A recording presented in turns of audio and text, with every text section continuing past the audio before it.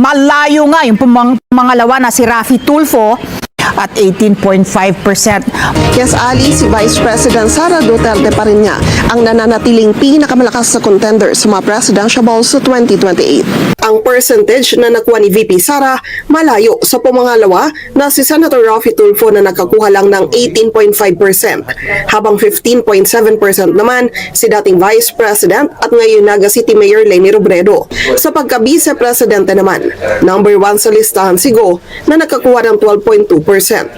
Dikit naman sina dating Senator Grace Poe at Senator Robin Padilla na nakakuha ng 11.9% at 11.7%. Nasa top 4 rin sa Vice Presidential balls na gustong iboto ng publiko si Senator Rodante Marcoleta na may 8.4%.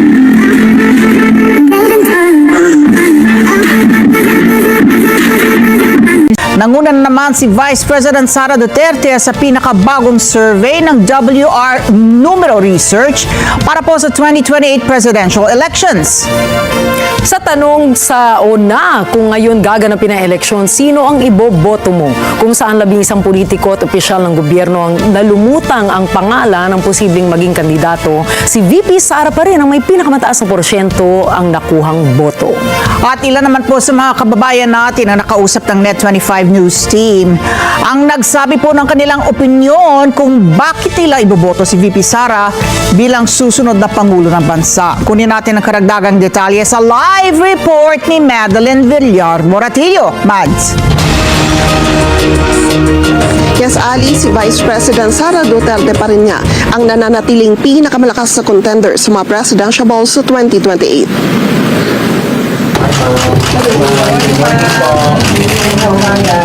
Patuloy na nangunguna si Vice President Sara Duterte sa pangalan ng presidential balls sa 2028 elections. Sa pinakuling survey na ginawa ng WR Numero Research nitong Marso, 35.9% ng mga respondent ang nagsabi na si VP Sara ang iboboto nila sa pagka-presidente. Tinanong ng Net25 News Team ang ilan nating kababayan, bakit nga ba nila iboboto si VP Sara? Para bumalik po yung dati na may yung mga tao may kinakatakutan. Ngayon na mga tao maluwag. Kung ang magiging palakad niya ay katulad din ng kanyang tatay, opo. Kasi yung seguridad ng mga sambayan na sa paligid, yung mga mas maganda nung panahon ng Pangulong Duterte. Kasi ano naman siya ni Duterte. Kumbaga mga Duterte din ako nung panahon ni Duterte. Possible ay boto. Simula nung naupo si Tatay Digong, parang nabawasan din yung mga alam nyo na yung mga nagkaroon ng war on drugs. Yung kontra laban sa droga medyo nabawasan. Wala siya ngayon, parang bumalik yung mga krimen ngayon. Diba? Madami yung mga krimen, mga namamatay. Okay naman siya sa kanyang katagalan. Ang percentage na nakuha ni VP Sara malayo sa pumangalawa na si Senator Raffy Tulfo na nakakuha lang ng 18.5%, habang 15.7% naman si dating Vice President at ngayon Naga City Mayor Leni Robredo. Si Robredo ay una nang napabalitang nililigawan umano ng administrasyon para maging pambato sa 2028. Magkailang beses din silang nagkita ng personal ni Pangulong Ferdinand Marcos Jr. na nagpunta sa Naga para sa isang proyekto. At ang ikalawa, sa Malacanang nang dumalo naman si Robredo sa inilusad na programa ng Pangulo para sa mga lokal na pamahalaan. Pang-apat sa listahan ng presidential balls si Senator Bongo na nakakuha ng 3.6%. Si Senator Risa Hontiveros na nagsabing handang tumakbo sa pagka-presidente kung siya ang mapipisil ng oposisyon, nakakuha lang ng 0.7%. Sa mga respondent na kasama sa survey, 19.4% naman ang nagsabi na hindi pa sigurado kung sino ang iboboto sa pagka-presidente. Sa pagka-Vice Presidente naman, number 1 sa listahan si Go na nakakuha ng 12.2%. Dikit naman sina dating Senator Grace Poe at Senator Robin Padilla na nakakuha ng 11.9% at 11.7%. Nasa top 4 rin sa Vice Presidential balls na gustong iboto ng publiko si Senator Rodante Marcoleta na may 8.4%. Si PBBM na magtatapos na ang termino sa 2028 nakakuha ng 3.6% sa Vice Presidential Survey. 26.8% naman ang nagsabi na hindi pa sigurado kung sinong iboboto sa pagka-vice-presidente. Ang survey ay ginawa mula Marso 10 hanggang 17 ng taong ito sa pamamagitan ng face-to-face interview sa 1,455 respondents mula sa iba't ibang lugar sa bansa. Ali, sinubukan naman natin makuha yung panig na Malacanang patungkol dito kung ano yung kanilang komento pero wala pa silang tugon hanggang ngayon. Balik sa inyo dyan, Ali. Okay, 35.9% ang suporta nationwide ni Vice President Sara Duterte. So meaning, no, almost 36%. Malayo nga yung pangalawa na si Raffy Tulfo at 18.5%. Tanong natin, sino ang nasa likod ng WR Numero Research? Mads. Yes, Ali, sa pagkakaalam ko, mga political analyst yung nasa likod nitong WR research na ito. Oo, yung binabanggit nila na figure ng undecided pa rin in both dun sa presidential at sa vice presidential slots, no? 19.4% ang undecided sa pagpili kung sino sa panguluhan, ano? So, yung ang sinasabi, malaking bagay pa rin itong 19.4% na parang tinatawag nating nakaupo pa rin sa fence, sitting sa fence pa rin, na straddlers pa rin, na pwedeng maging swing votes pa yan. Ano? Malaki pa rin yung 19.4%. Yes, totoo ka dyan, Ali. Sila yung mga kababayan natin na nagmamasid pa rin hanggang ngayon kung sino nga ba yung talagang sa tingin nila karapat dapat nilang iluklok pagdating ng 2028. At nanguna si Senator Bongo sa vice presidential slot naman, ano? At doon sa vice presidential survey naman, 26.8% mas malaki yung undecided. Pero pumasok din pang-apat pa si Senator Rodante Marcoleta. Mads?